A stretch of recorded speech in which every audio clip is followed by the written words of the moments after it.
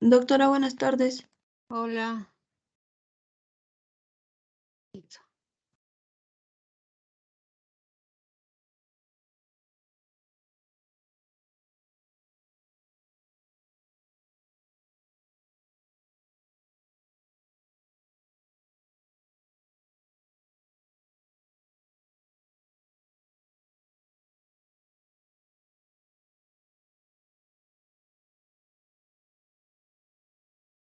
Ujú.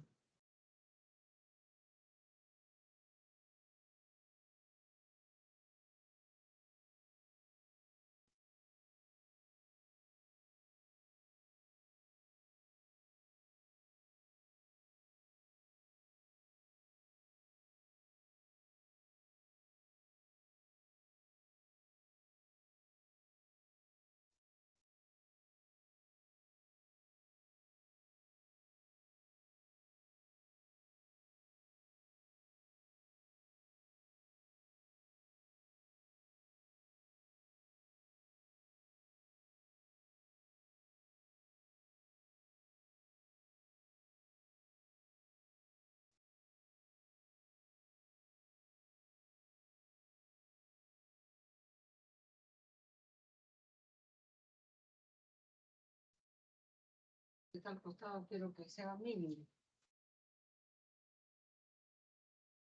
Por el costado quiero que sea mínimo.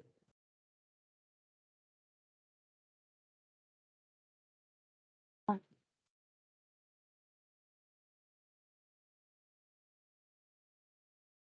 poquito más puede ser. No, un poquito más a la derecha. Ahí.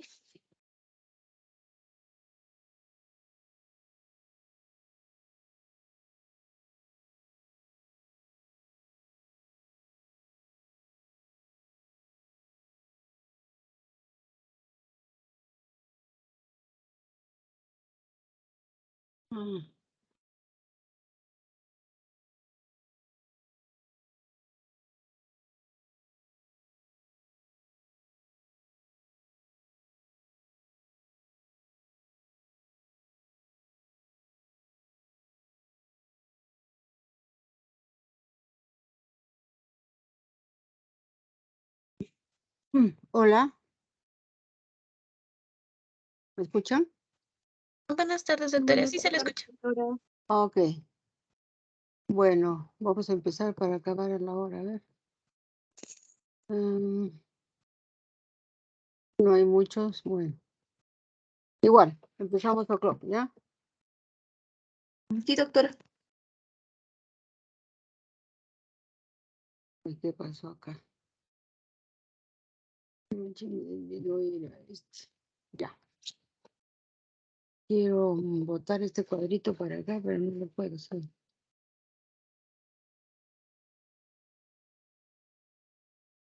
Hoy día vamos a hablar de ataxia aguda en pediatría, ¿sí?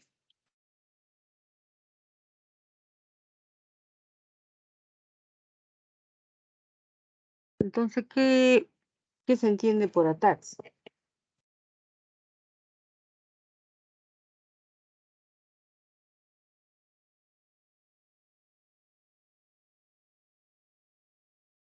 Estoy cerrando la puerta para que no haya ruido. Entonces, ataxia se define como la pérdida de la armonía del movimiento, ¿no? Porque hay una alteración del equilibrio y de la coordinación. Esta palabrita ataxia proviene de una palabra griego, atactos, que significa ausencia de orden, ¿no? Son movimientos desordenados.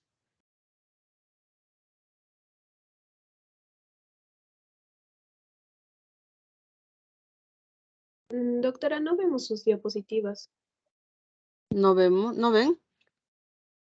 No, No, doctora. doctora, no. Pero vamos a ver acá otra vez. No ven nada. No, doctora. Voy a poner acá. Ahora. Ahora sí, ¿Tampoco? doctora. Ahora sí, doctora. Bueno, entonces, ataxia. Como ya les dije, es un movimiento desordenado, ¿no? Que se traduce en una incoordinación motriz y sobre todo es un síndrome de desequilibrio e inestabilidad de la marcha. ¿Esto qué provoca? Como uno está así como borrachito, entre comillas, provoca un aumento de la base de sustentación, ¿no? Y en los casos más graves, imposibilidad para mantener la bipedestación, porque es como que te quieres caer, ¿no? Y tú ya, por más que amplíes, te abres las piernitas, ampliando la base de sustentación, siempre hay ese desequilibrio, ¿no? Suele tener la connotación de un trastorno que afecta al cerebelo o sus conexiones, ¿no? O sea, pero también ocurre por afectación de la sensibilidad propioceptiva, o sea, hay una ataxia también sensorial, ¿no? Y otra motora. Eh, Esta ataxia sensorial es infrecuente en la infancia. Eh, sí, estoy acá bien, estoy.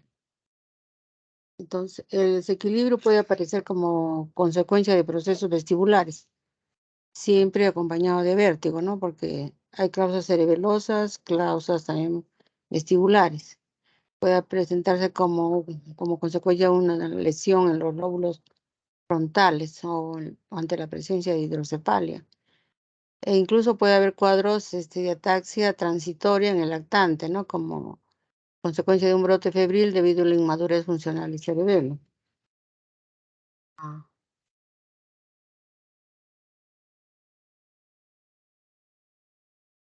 En los niños se puede presentar, digamos, en dos formas: una ataxia congénita o una ataxia adquirida.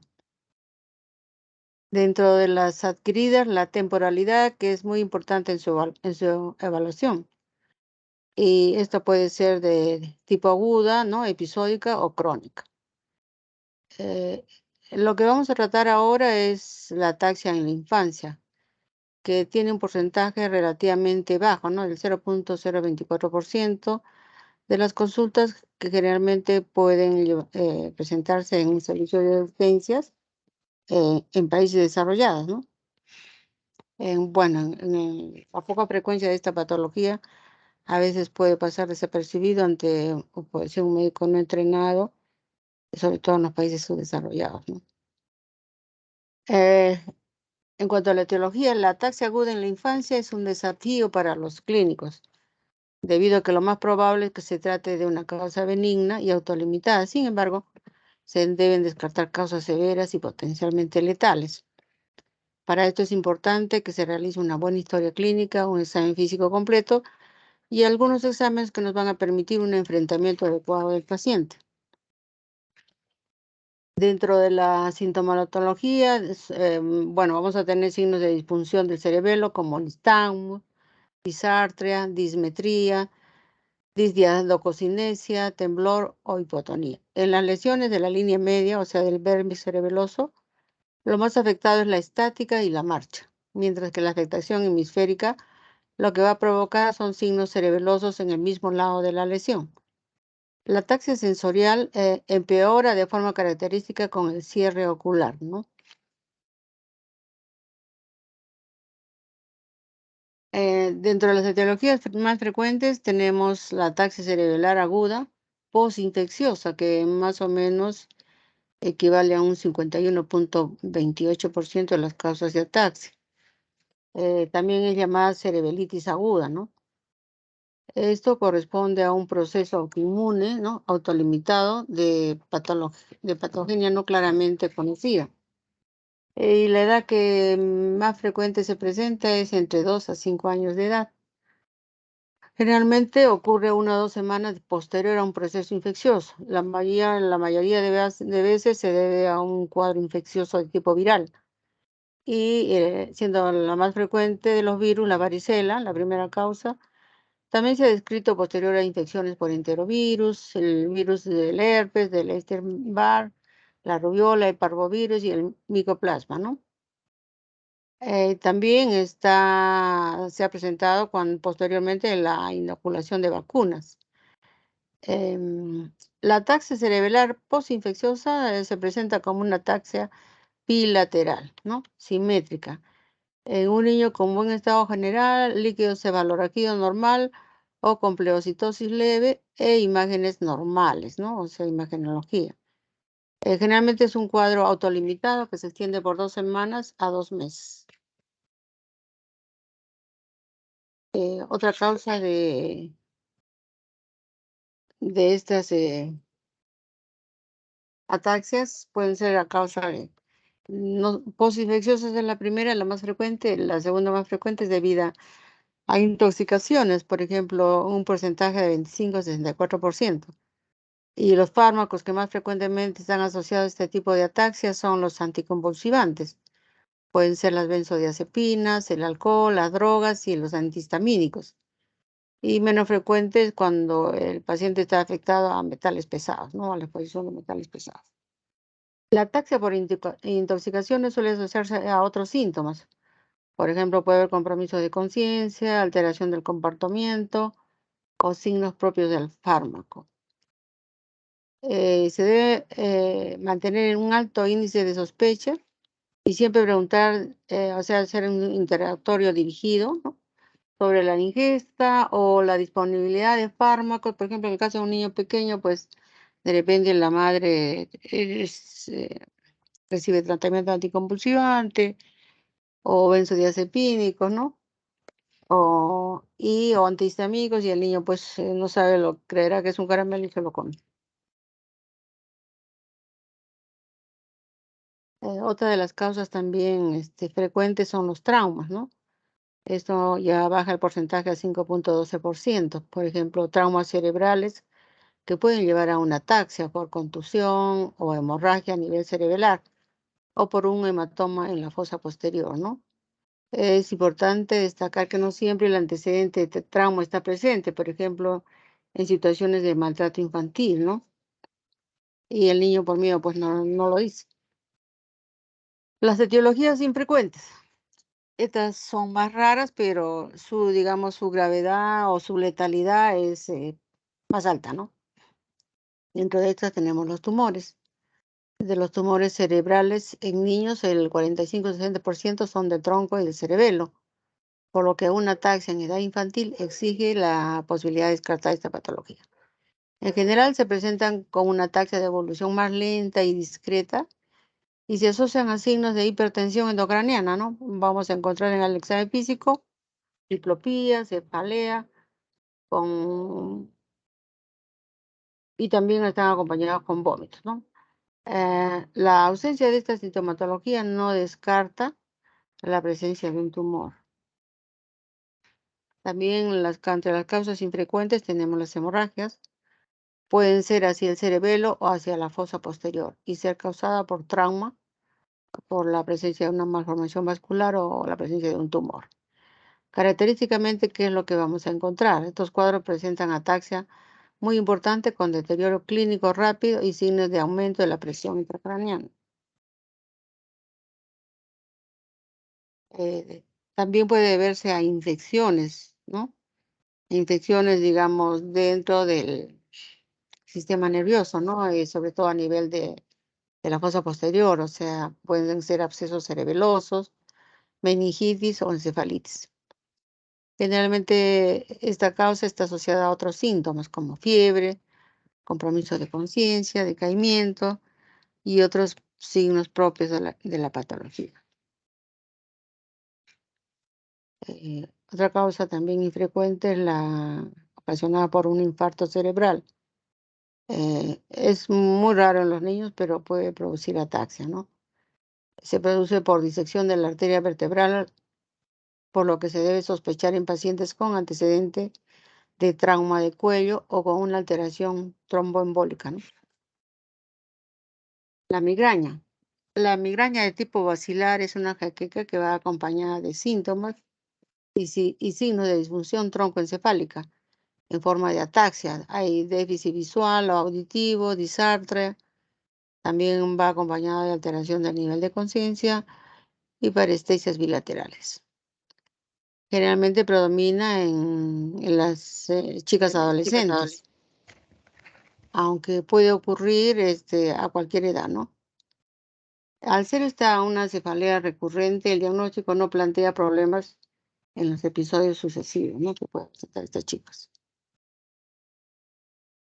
También podemos encontrar como causa infrecuente el síndrome de Miller-Fisher, que es una variante del síndrome de Guillain-Barré, que se manifiesta por la tríada de ataxia, arreflexia y oftalmoparesia. Se precede de una infección basal en la mitad de los casos y el líquido cefalorraquídeo puede mostrar una disociación albúmino-citológica, ¿no? En la electromiografía va a demostrar la existencia de una polineuropatía. Y eso también se presenta en Guillain-Barré, ¿no? Otra causa más rara, pero posible de producir ataxia, son las enfermedades desmielinizantes, ¿no?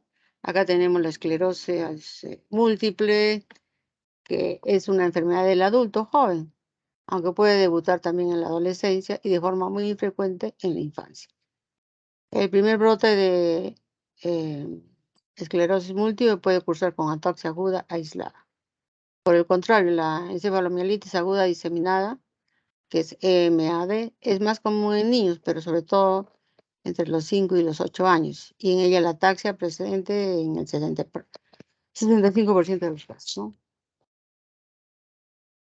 Hay otro cuadro que es el síndrome de obsoclonus myoclonus, que se caracteriza por la aparición aguda o subaguda de movimientos caóticos pero conjugados de los ojos, ¿no? Y por eso se llama obsoclonus, ataxia y mioclonías.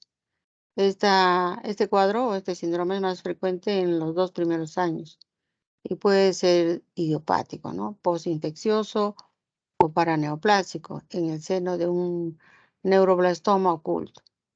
Por este motivo es obligado a realizar estudios de imagen tóraco-abdominal, así como determinar la excreción urinaria de ácido hemovanílico o mandélico, ¿no? Para descartar esta posibilidad. ¿Cómo se hace el diagnóstico de la ataxia? La ataxia se debe hacer el diagnóstico con la realización de una buena historia clínica, de una exploración neurológica detallada. En función de la sospecha diagnóstica, se orientará a la realización de las pruebas complementarias.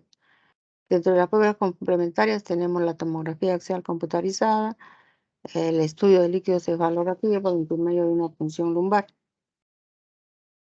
Y el tratamiento, lógicamente, depende de la causa que la ha provocado.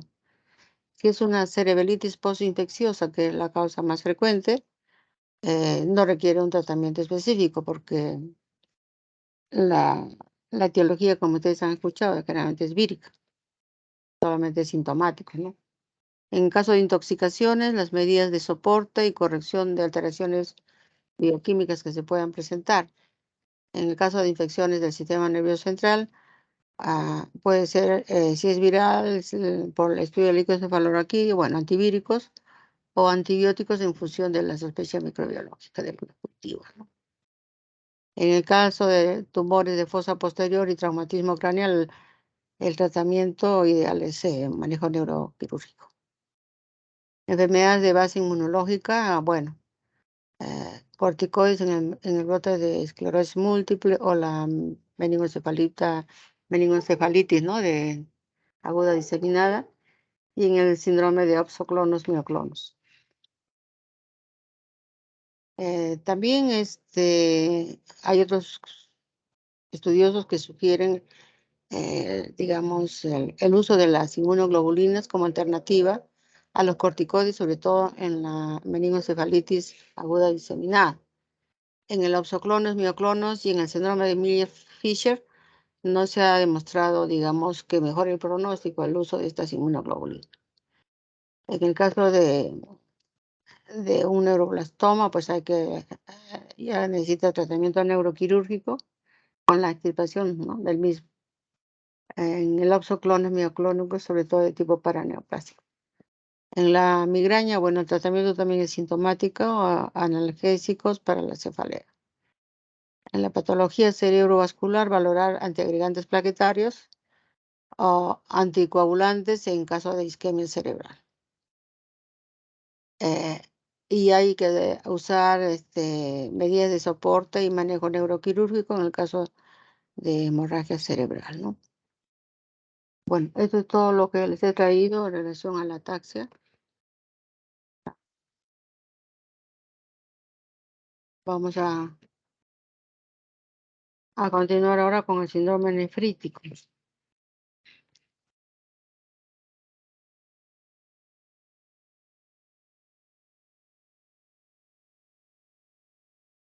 Pico.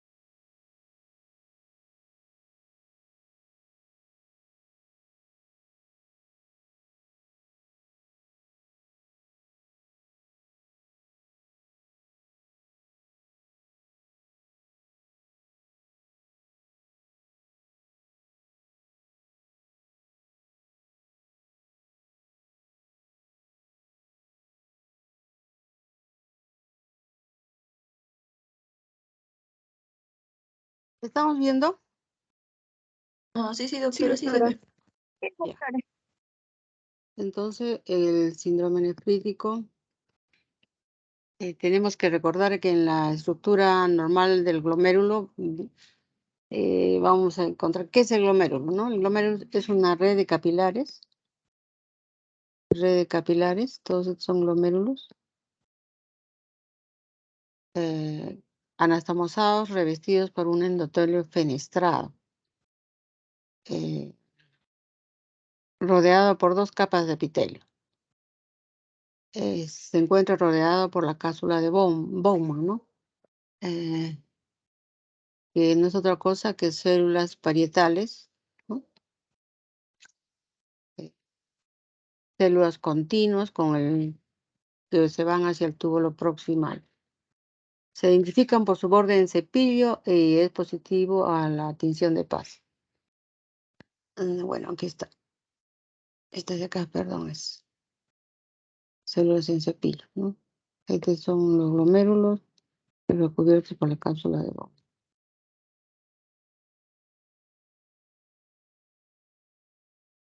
Entonces, acá tenemos una imagen de, de los glomérulos, ¿no? Que están recubiertos por este borde en cepillo que es la cápsula de Bowman, ¿no?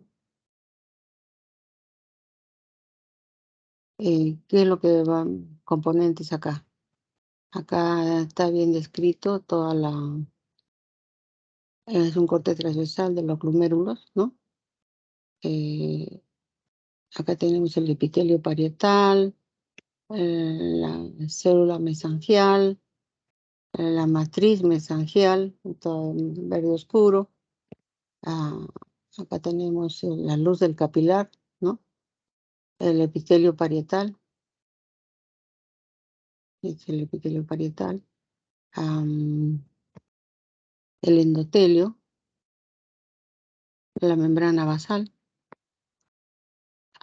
las prolongaciones de los podocitos y la membrana basal, ¿no? Ahora, las glomerulopatías se clasifican en glomerulopatía primaria, que se debe a trastornos en que el riñón es el único órgano afectado o el más predominantemente afectado. Hay glomerulonefritis también primaria debido a un daño sin componente celular inflamatorio. Hay otras glomerulopatías secundarias, ¿no? Donde los glomérulos están lesionados por varios factores y en el transcurso de varias enfermedades sistémicas, como por ejemplo la diabetes mellitus, el lupus eritematoso sistémico, las vasculitis y el cuadro de amiloidosis. Eh, los síndromes glomerulares son varios. Tenemos entre estos el síndrome nefrítico, que se va a caracterizar por hematuria, azotemia, proteinuria variable, oliguria, edema e hipertensión. Tenemos también la glomerulonefritis rápidamente progresiva, que se va a caracterizar por nefritis aguda, proteinuria o insuficiencia renal aguda. En el caso del síndrome nefrótico, va a haber una proteinuria bastante evidente, mayor de 3.5 gramos por día, acompañado de hipoalbuminemia, hiperlipidemia y lipiduria, ¿no? En la insuficiencia renal crónica va a haber azotemia, uremia que evoluciona durante meses o años. También puede haber anomalías urinarias aisladas, ¿no? Que van acompañadas de hematuria glomerular o proteinuria subnefrótica. ¿Qué diferencias vamos a encontrar entre el síndrome nefrótico y el síndrome nefrítico? En cuanto al sedimento urinario, en el síndrome nefrótico va a haber gotas de lípidos, ¿no? En el nefrítico va a haber cilindros eritrocitarios. En cuanto a la proteinuria, pues lógicamente en el nefrótico es mayor a 3.5 gramos por día. Puede haber también proteinuria en el síndrome nefrítico, pero es más marcado en el nefrótico, ¿no? La hematuria, igualmente, ¿dónde va a ser más evidente? En el nefrítico. En la nefrótico puede haber, pero en menor cantidad, ¿no? En cuanto a las características clínicas, va a haber en consecuencia de esta proteinuria evidente en el nefrótico, va a haber edema generalizado, edema periorbital, puede haber también hipertensión arterial y la característica hiperlipidemia. En el caso de, ¿qué se llama? Del síndrome nefrítico, también hay edema, pero es un edema más moderado. También va a haber hipertensión arterial, ¿no? La lipiduria es más evidente, más frecuente también en el síndrome nefrótico, no así en el síndrome nefrítico. La oliguria no hay en el síndrome nefrótico, pero sí en el síndrome nefrítico, ¿no?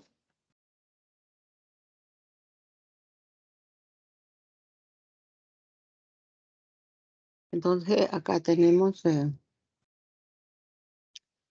enfermedades primarias que cursan con glomerulonefritis. Dentro de estas tenemos la glomerulonefritis proliferativa aguda.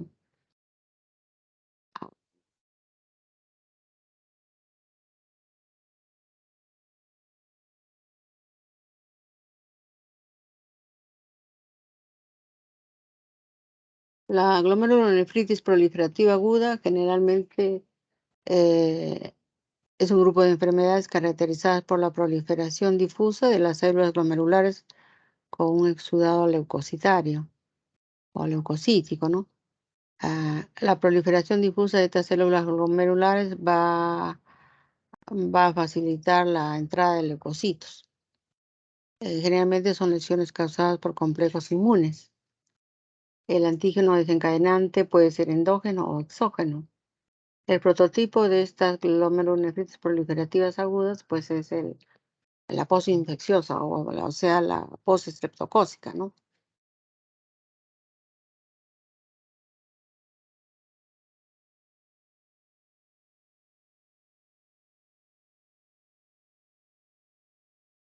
Esta glomerulonefritis postestreptocócica es una enfermedad glomerular prototipo de etiología por complejos inmunes. es bastante común a nivel mundial. Generalmente se va a presentar 1 a 4 semanas después de infección estreptocócica, ¿no? Que puede ser de la faringe o de la piel, ¿no? Como ven en la imagen hay un impétigo.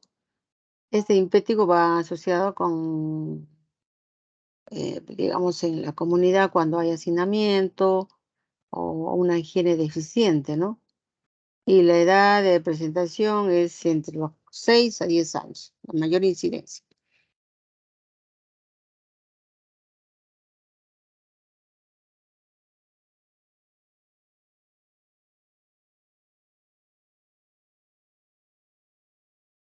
Esta glomerulonefritis postestreptocócica se debe generalmente a un tipo de células nefritógenas, como estreptococo beta hemolítico del grupo A, puede ser tipo 12 o las 4 o una, ¿no? Y la proteína M de la pared celular. Estas gérmenes estreptocócicos producen una endotoxina biógena, ¿no? Y que puede activar directamente el complemento y localizado en las jorobas del glomérulo. En cuanto el antígeno exógeno circulante llega al riñón, ¿qué va a pasar? Se va a implantar en la región subendotelial de la pared capilar glomerular. Y ahí va a formar complejos inmunes, que es lo que va a desencadenar una reacción inflamatoria, ¿no? Estos complejos se van a disociar y atraviesan la membrana basal glomerular, volviéndose a unir en la región subepitelial. ¿Cómo es la evolución clínica en los niños? Generalmente en los niños tienen un inicio brusco, acompañados de malestar, fiebre, náuseas, oliguria y hematuria. Ah, generalmente, como les digo, posteriores de haber sufrido un cuadro, digamos, de tipo, digamos, respiratorio, ¿no? Puede ser después de un catarro, ¿no? 1 o 2 semanas, o después de un cuadro de faringio, o a las 4 semanas de una infección de piel, ¿no? Un impétigo. Eh, lo característico en el examen de orina que vamos a encontrar cilindros hemáticos, va a haber una proteinuria leve, ¿no? Menos de 1 gramo por decilitro, a diferencia de la nefrótico que hay mayor de 3,5 por día. Va a haber un edema moderado, que también caracterizado por un edema periorbitario y acompañado de una hipertensión leve moderada, ¿no? En los adultos va a haber también inicio brusco, acompañados de hipertensión, edema y elevación de las sustancias azotémicas, ¿no? O sea, la urea, la creatinina, etc.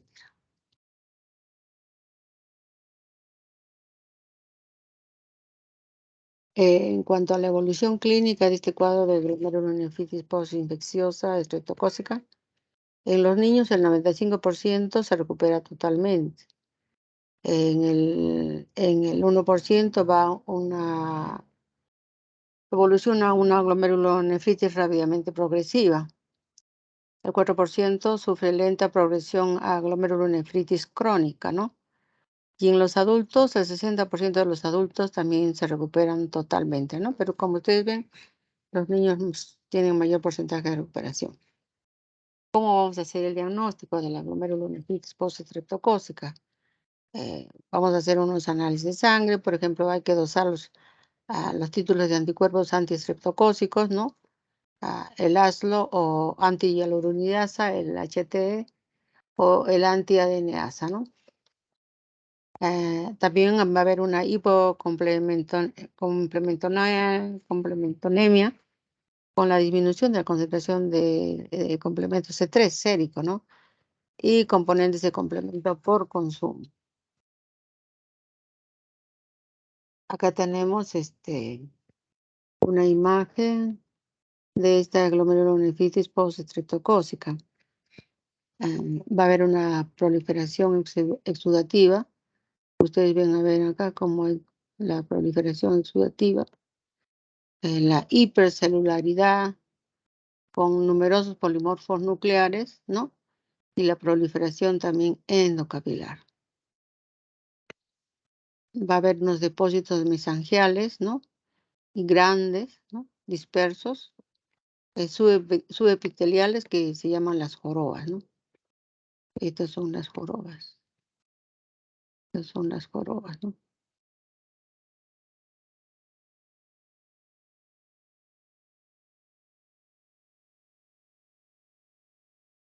En la microscopía óptica, ¿qué es lo que vamos a encontrar?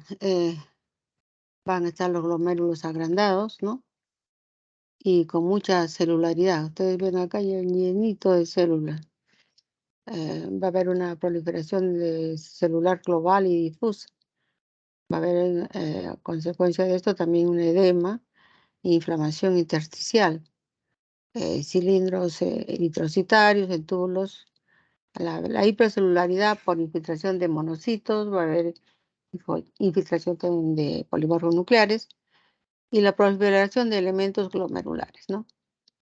Entonces, al haber tanta celularidad y lo que va a pasar es que todo esto va a comprimir, ¿no? Los elementos, la luz capilar.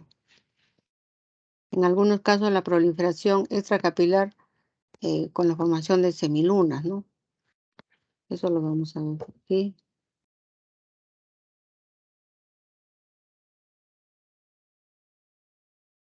Eh, Siguiendo con el estudio microscópico, vamos a ver, pero no es muy frecuente en raras ocasiones la formación de estas semilunas, ¿no? Ven acá las semilunas. Evolución clínica típica con lesiones más graves, ¿no? Esto implica que la lesión es más grave en el glomérulo. La causa es la proliferación de estas células endocapilares y la presencia de abundantes polimorfos nucleares, ¿no?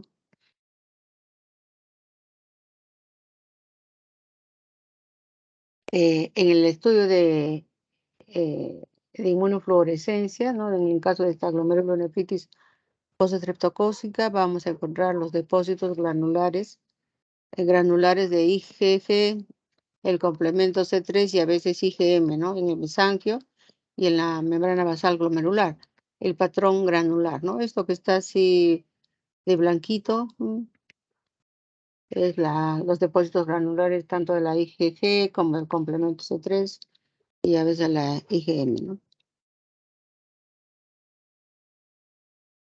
Acá nuevamente, bajo la microscopía electrónica, hay depósitos electrodensos amorfos sobre la cara superficial de la membrana. Apariencia de joroba, ¿no? Lo que ya les dije en el mesangio o lomo, que no es otra cosa que depósitos electrodensos subepiteliales en intervalos aislados a lo largo de la membrana basal glomerular. Estas son las jorobas, ¿no? Esta de acá.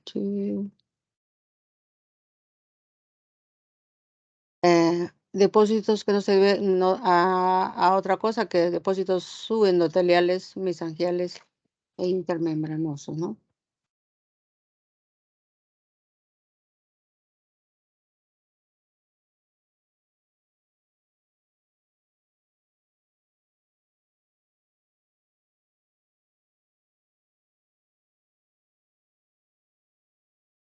En cuanto al tratamiento, estos pacientes tienen que estar hospitalizados, ¿no? Ya que la gravedad es variable, sobre todo cuando el edema es significativo, ¿no? Hay una hipertensión arterial que necesita un manejo para controlarlo, o la presencia ya a veces de fuera de la hematura, de repente es un paciente que ya va iniciando compromiso renal y con la presencia de oliguria, ¿no? Dentro de las medidas generales, pues el paciente tiene que estar en reposo, eh, recibir su tratamiento, como les digo, para hipertensión arterial y sobre todo cuando hay un edema moderado o grave, ¿no? El antibiótico de elección, como es una glomerulonefritis postestreptocócica, generalmente es la penicilina, ¿no? si el paciente estaba hospitalizado, bueno, tenemos que darle vía endovenosa o intramuscular, depende del tipo de penicilina, ¿no? La gesódica o la clonisol, etcétera. En cuanto al edema, los líquidos por vía oral se tienen que restringir de 40 a 50 mililitros por 100 kilocalorías. Hay que dar al paciente una dieta hiposódica. Si el edema es muy marcado, de repente hay que hacer, o hay presencia de oliguria, hay que dar un diurético, ¿no? Que en este caso la furosemida a la dosis de 0,5 a 2 miligramos kilo día. Y en el caso de una hipertensión moderada, severa o grave, que no cede con las indicaciones generales de reposo, dieta, etcétera, bueno, hay que usar ahí el nifedipino, ¿no? O la miodipino, en beta bloqueantes o el nitroprusiato.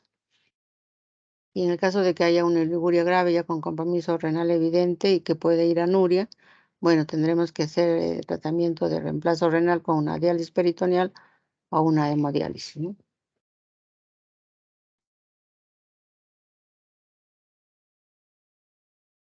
Entonces, hay otro tipo también de glomerulonefritis postinfecciosa debido a otras causas, ¿no? Otras etiologías bacterianas.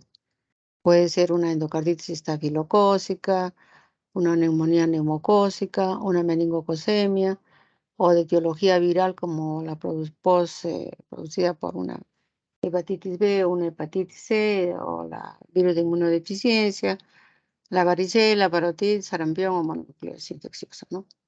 Y a veces también los parásitos como la malaria.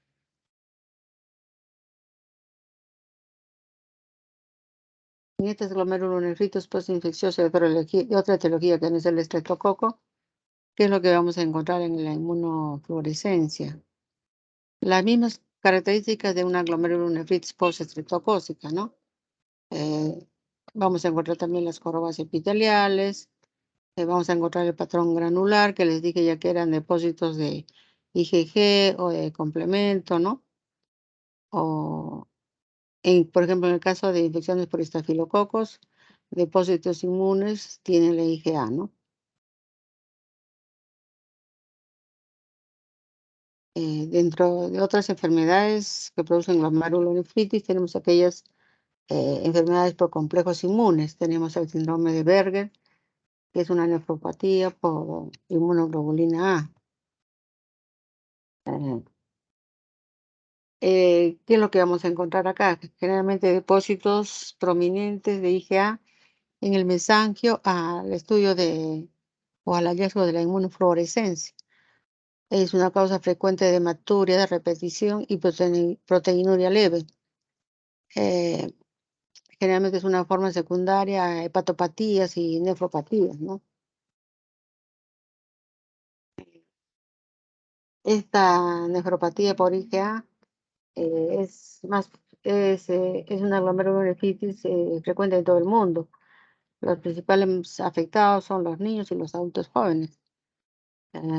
Hay una menor prevalencia en las personas de raza negra. ¿Cuál es su patogenia de esta nefropatía por IgA? La IgA polimérica aumentada, ¿no? Se debe a la presencia de una IgA tipo 1, causa depósitos nefritógenos en el mesangio.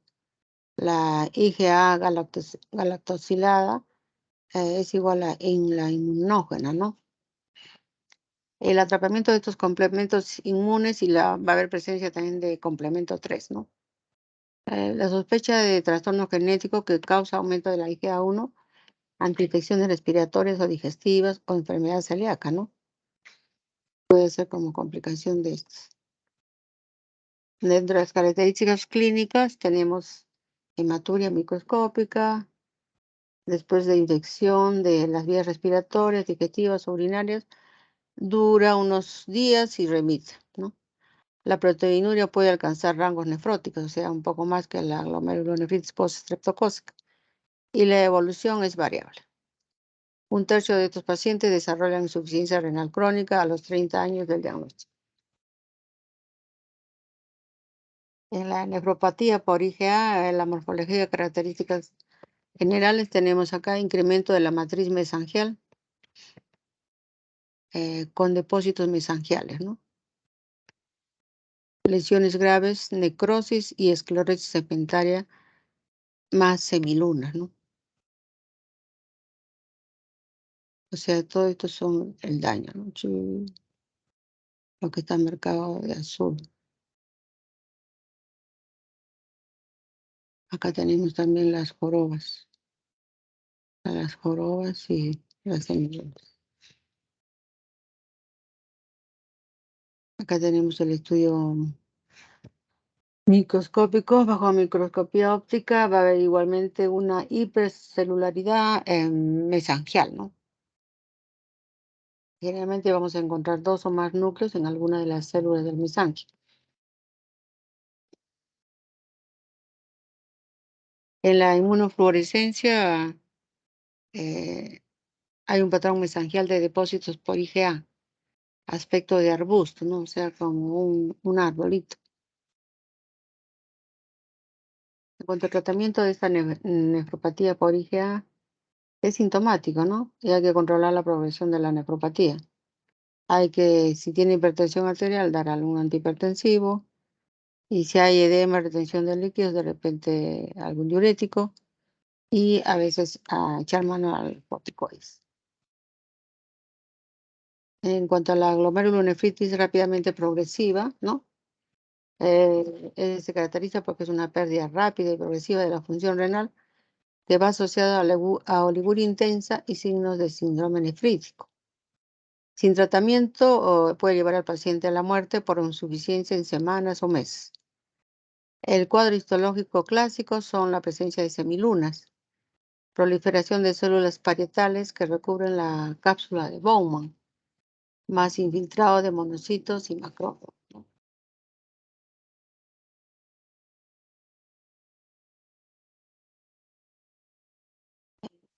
Entre las glomerulonefritis rápidamente progresiva tenemos la enfermedad inducida por anticuerpos antimembrana basal glomerular. La forma más severa de glomerulonefritis rápidamente progresiva, pero la menos común, ¿no? Hay depósitos lineales de IgG y complemento 3. El prototipo de la enfermedad es el síndrome de Gold-Pasteur, una reacción cruzada con la membrana alveolar. El tratamiento de elección es terapia de reemplazo renal, plasmaféresis también para eliminar anticuerpos circulantes y la supresión con el uso de corticoides. La posible patogenia de este síndrome de Gold-Pasteur es subtipos, ¿no? De HLA relacionados, ¿no? Y hay una reacción antígeno-anticuerpo en la porción no colágena de las cadenas alfa de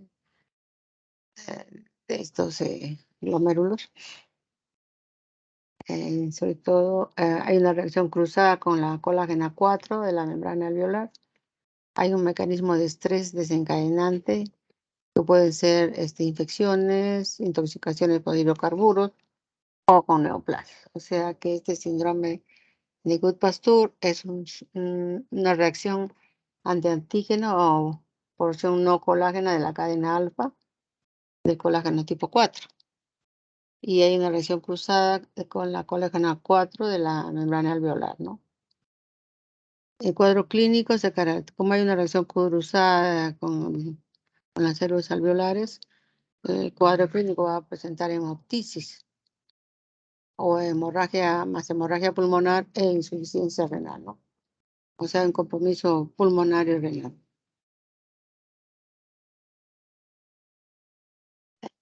La enfermedad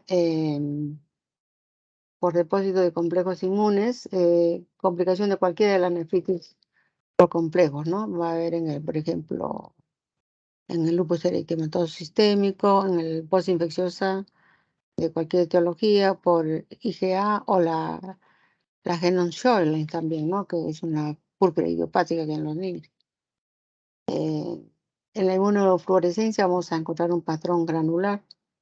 Va a haber una proliferación celular dentro del ovillo glomerular, más formación también de semilunas, ¿no? Como ven en todas las glomerulonefritis o glomerulopatías va a haber la formación de semilunas que siempre indica gravedad. La plasmaféresis no es útil. Primero hay que tratar la enfermedad subyacente, ¿no? Lo que causó todo este cuadro.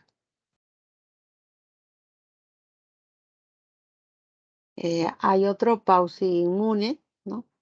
Donde hay ausencia de cuerpos antimembrana basal glomerular o complejos inmunes e inmunofluorescencia electrónica idiopática, ¿no? Más del 90% tienen anticuerpos anticitoplasma de neutrófilos, el ANCA, o circulantes citoplasmáticos o perinucleares antimieloperoxidasa y participan en vasculitis sistémica, ¿no? Granulomatosis de Wagner o la poliangitis. Estas patologías a veces se tienen que manejar con nosotros especialistas como los reumatólogos, porque sabes complicación de enfermedades reumatológicas. La glomerulonefritis rápidamente progresiva tiene una evolución clínica rápida. Manifestaciones de todos los tipos de glomerulonefritis rápidamente progresiva es la hematuria, la proteinuria, la hipertensión arterial y el edema. Sin tratamiento, va en pocas semanas, culmina en oliguria severa y una insuficiencia renal crónica o a veces en la muerte. Dentro de los análisis laboratoriales que podamos pedir, tenemos los análisis de suero, buscando anticuerpos membrana basal glomerular, o los anticuerpos antinucleares, los anticuerpos y descartar otras enfermedades concomitantes para establecer el subtipo y comenzar con el tratamiento.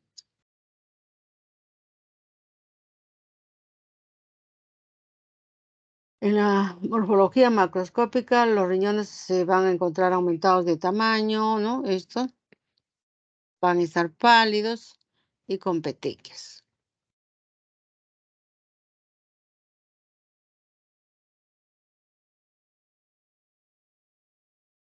En la microscopía electrónica generalmente vamos a encontrar necrosis segmentaria con ruptura de la membrana basal glomerular. Bueno, acá hay una ruptura de esta membrana basal glomerular. Y acá hay hipercelularidad, ¿no? Va a haber la presencia de semilunas, que en otro caso que necrosis fibrinoide, con proliferación de las células parietales y un cúmulo de polimorfos nucleares. Acá se ve, ¿no? En este sector.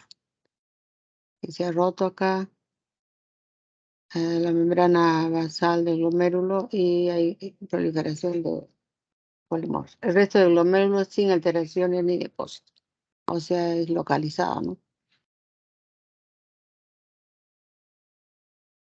También en la microscopía óptica vamos a encontrar necrosis focal, ¿no? Hay proliferación endotelial difusa y focal y proliferación mesangial.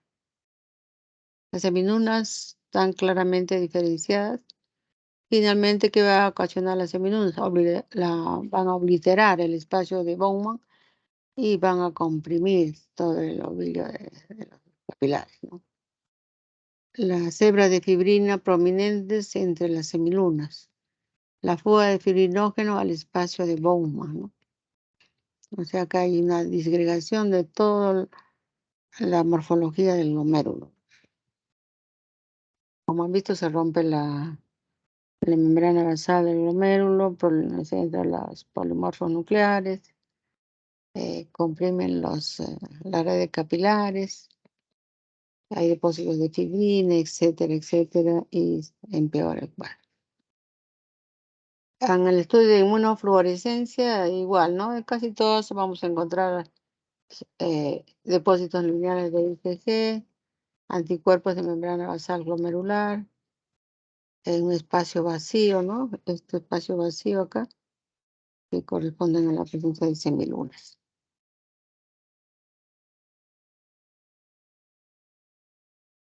Ah, bueno, toda esta clase casi me he basado en un libro de nefrología, ¿no? Tengo un hijo que es nefrólogo en España. Y listo. Ahora vamos a descansar unos minutitos porque voy a ver otra clase. Entonces, lo más importante es de que todas estas glomerulopatías, sobre todo de tipo glomerulonefritis, postreptocócica, o de otra etiología infecciosa, o la rápidamente, y son más frecuentes en niños y jóvenes adultos, ¿no? Y las otras rápidamente progresivas a veces van asociadas a otro tipo de enfermedades, ¿no? Como ustedes han visto, de tipo vasculitis, de tipo lupus, de tipo Guernsey, ¿no? Y entonces se produce y el daño es más frecuente porque hay problemas de vasculitis inicial.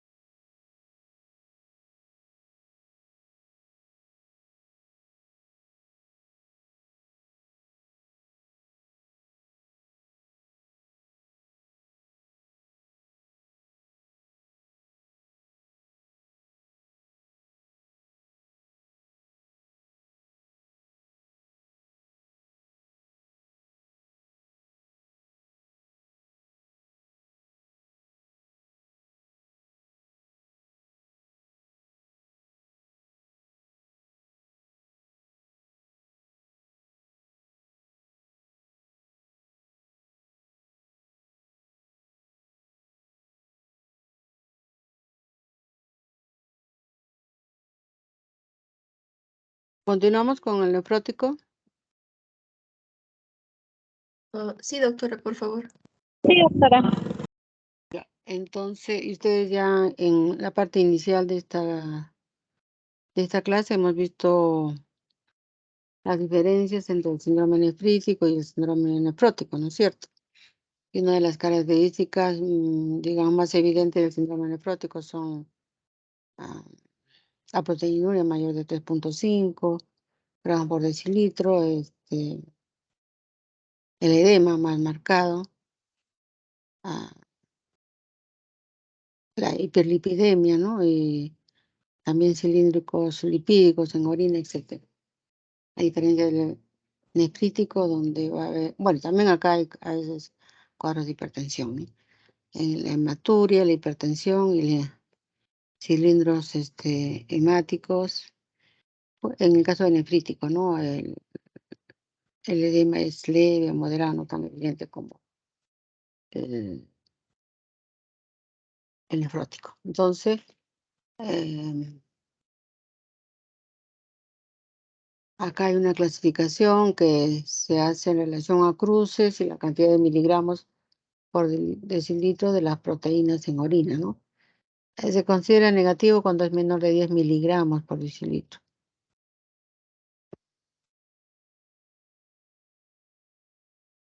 En el caso,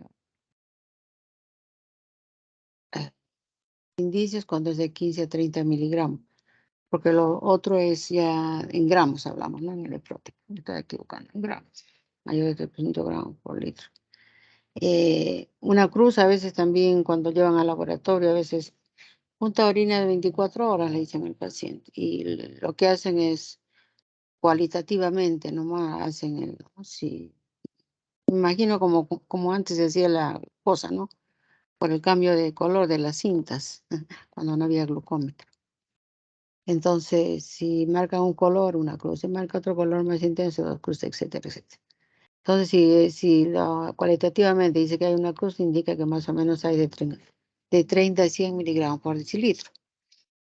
Si es dos cruces, de 100 a 300 miligramos por decilitro. Si son tres cruces, 300 a prácticamente 1 gramo por decilitro.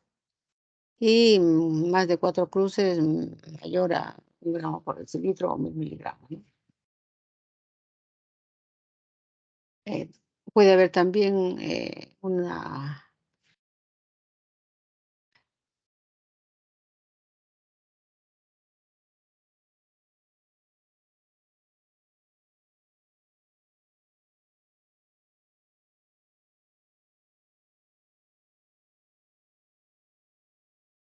Entonces, cuando nosotros encontramos proteinuria, prácticamente es un indicador de que hay una enfermedad renal de fondo y hay que descartar la presencia de una nefropatía, ¿no?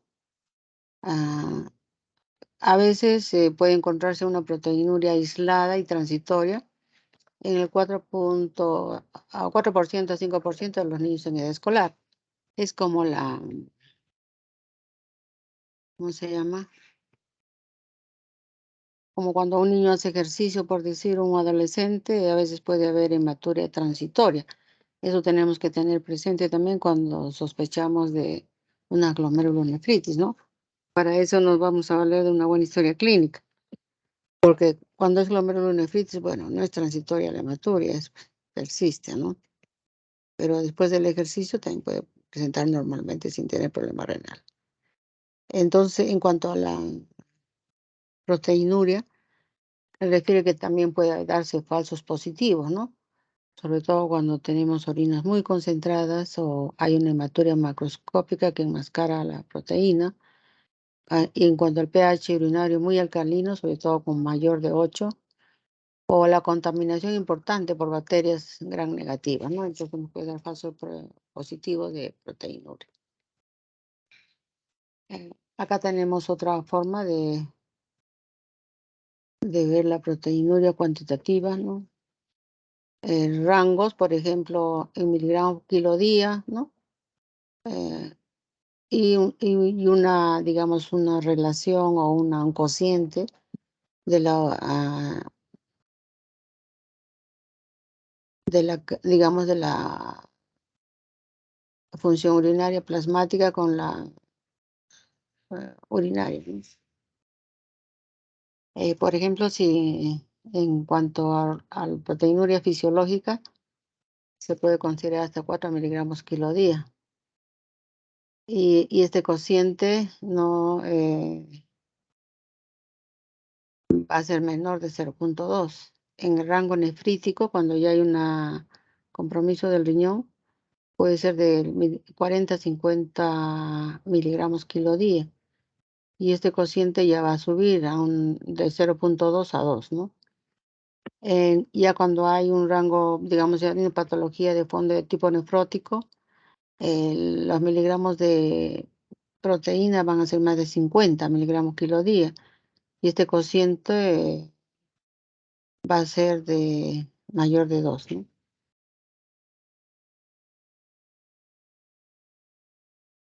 Entonces, en el síndrome nefrótico va a haber una proteinuria o expresión de proteínas superior a 50 miligramos kilo día o la relación proteína-creatinina mayor a 2, ¿no?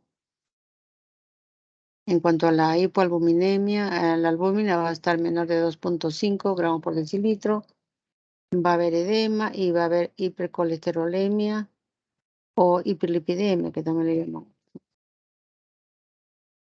La clasificación del síndrome nefrótico son síndrome nefrótico primario, donde hay una ausencia de enfermedad sistémica identificable, o sea, idiopática se puede decir porque no se conoce la causa.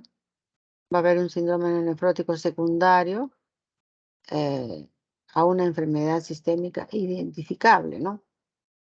Y un síndrome nefrótico congénito e infantil en menores de 1 año puede ser primario o secundario.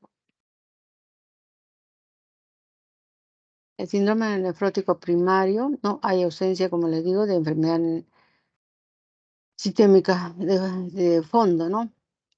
Y la incidencia es de 1.5 por 100.000 niños, ¿no? Y por año. O sea, mm, bastante rara, ¿no? Hay dos grupos dentro de este síndrome nefrótico primario: sin inflamación glomerular en biopsia o asociado a sedimento urinario nefrítico e inflamación glomerular en biopsia renal. El síndrome nefrótico idiopático, como les digo, que no se sabe cuál es la causa, generalmente el 90% se presentan entre 1 y 10 años, el 50% después de los 10 años. Eh, Puede presentarse una glomerulonefritis a cambios mínimos en un 70%.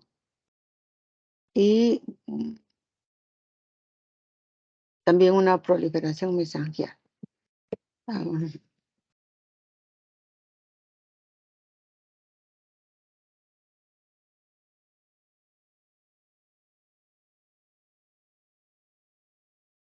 Acá tenemos los resultados de un estudio, ¿no?, de enfermedades renales en niños.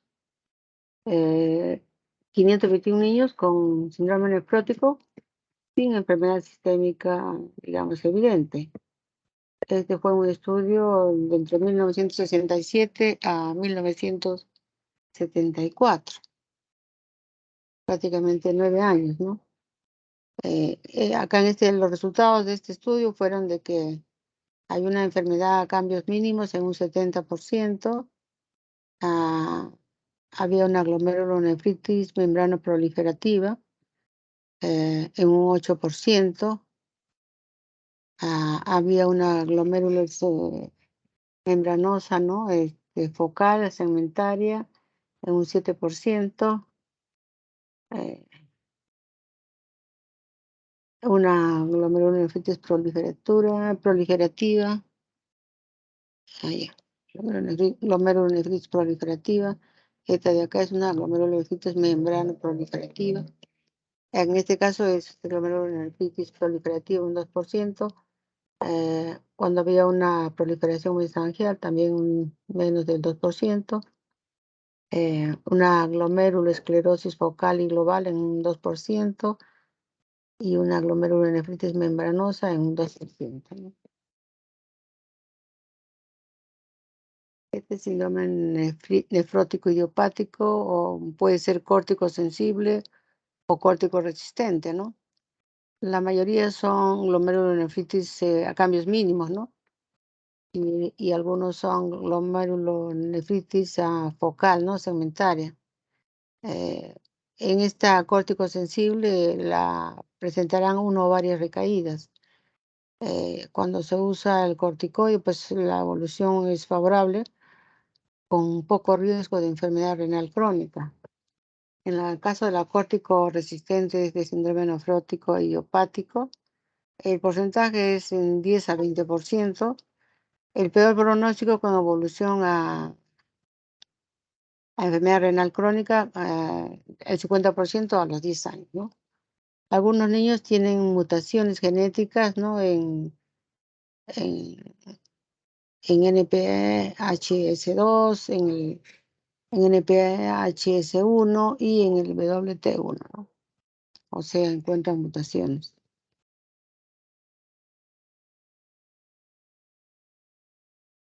¿Cuál es el mecanismo de la proteinuria? Hay un incremento de la filtración de macromoléculas a través de la pared del capilar glomerular.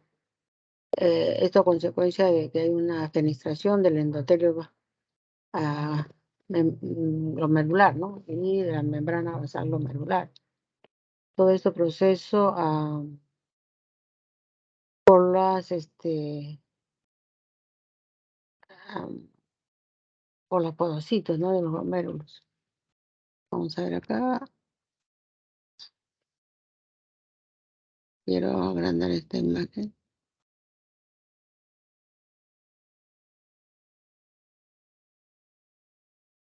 lugar de...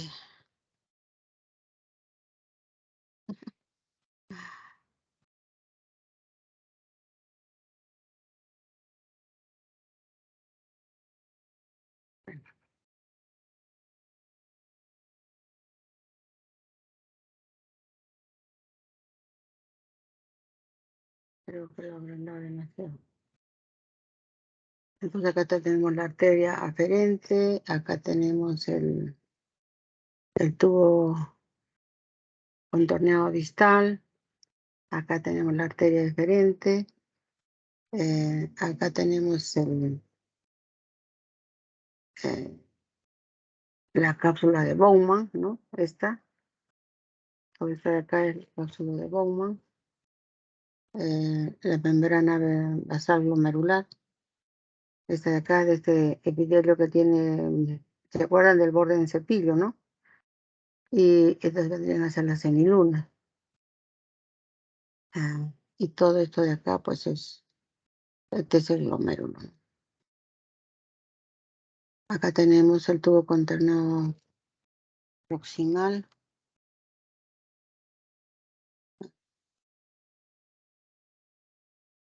Entonces, todos son las lesiones que se presentan en el glomérulo.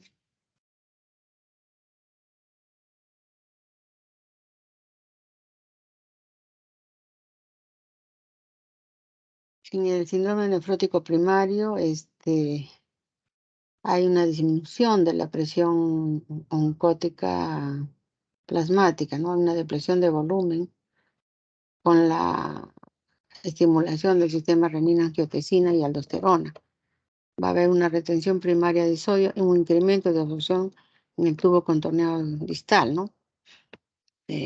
Acá están mirando un lactante por el tamaño de la patita que tiene un edema marcado, ¿no?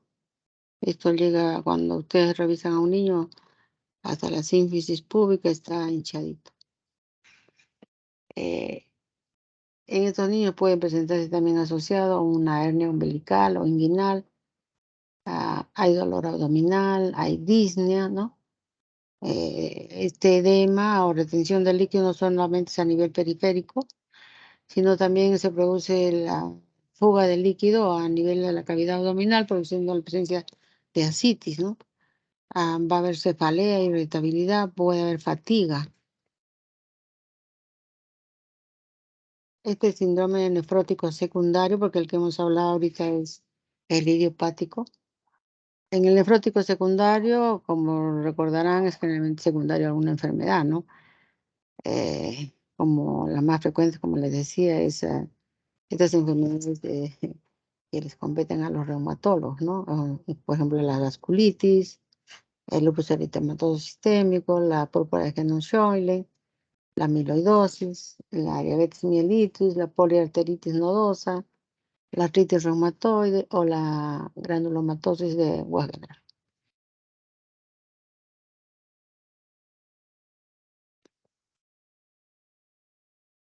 El diagnóstico se hace por la presencia de una proteinuria masiva, una hipoalbuminemia y edema.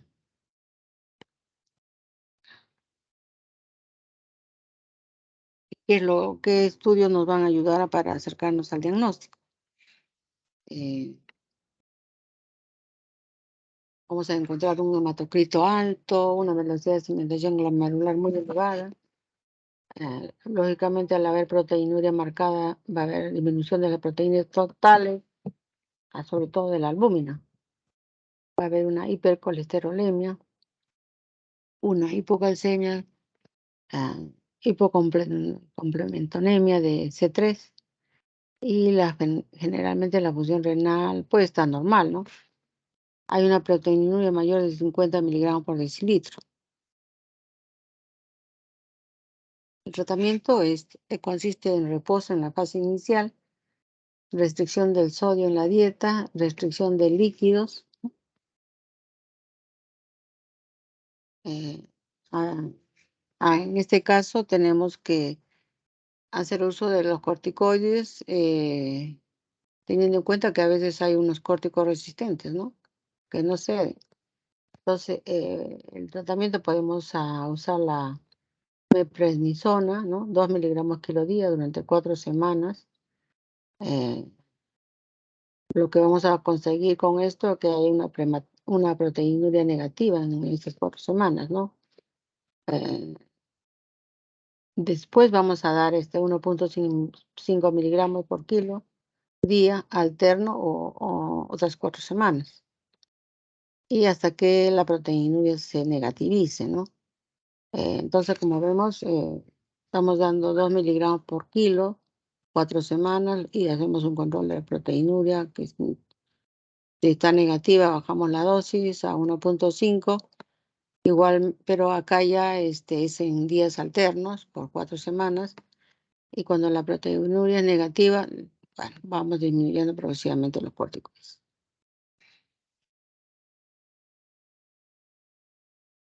Se puede conseguir con este tratamiento una remisión completa, ¿no?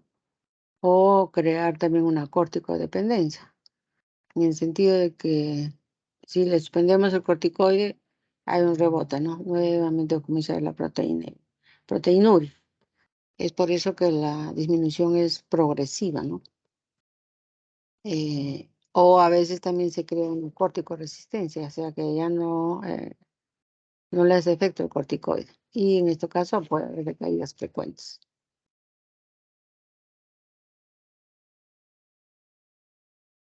Entonces, para hacer el diagnóstico también nos podemos ayudar de la microscopía óptica, la inmunofluorescencia y la microscopía electrónica.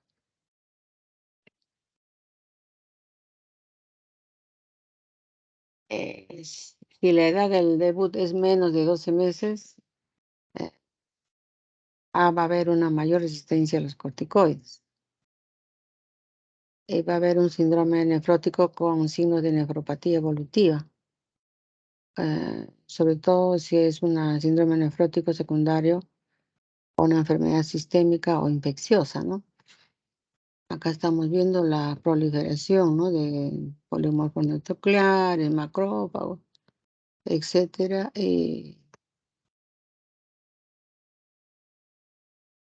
Acá tenemos también, y acá tenemos la imagen de los depósitos en la inmunofluorescencia.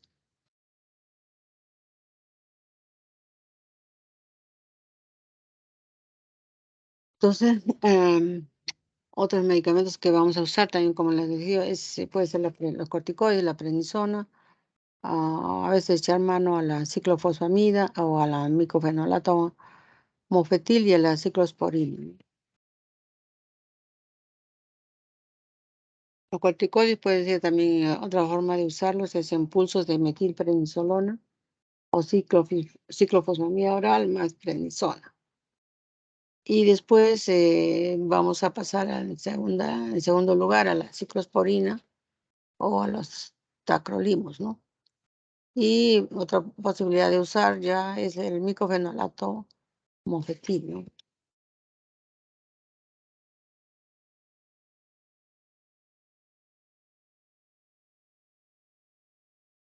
Eh, el uso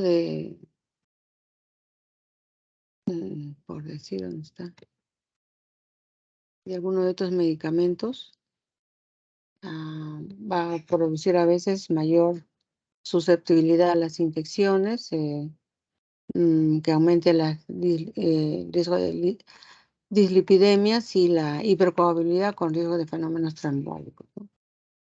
Eh, entonces, el síndrome nefrótico aparentemente como que no es tan grave como una glomerulonefritis rápidamente progresiva, pero sí tiene sus complicaciones también, ¿no? Sobre todo el tratamiento ideal acá es con corticoides y a veces son resistentes. Hay que echar de la mano a otros medicamentos y que pueden también tener sus efectos colaterales, ¿no? Lo que mencionamos acá en este cuadro.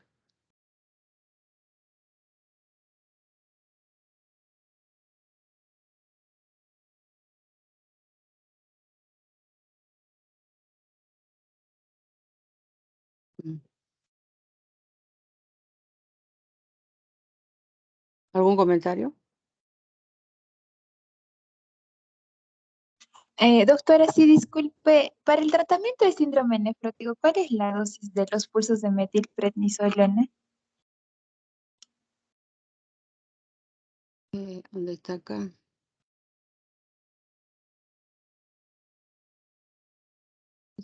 Espérate un ratito.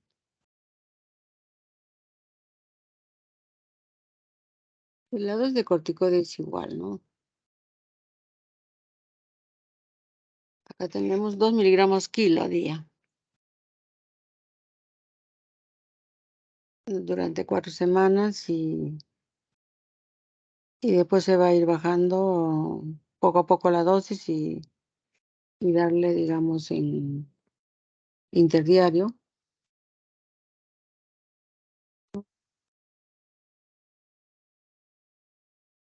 Siempre hay que, para usar los corticoides, hay que descartar otras enfermedades, ¿no? Porque supongamos que está incubándose alguna enfermedad, pues el uso de corticoides es un efecto a veces como que baja las defensas, ¿no? Entonces cualquier otra enfermedad que está incubándose, pues se va a diseminar.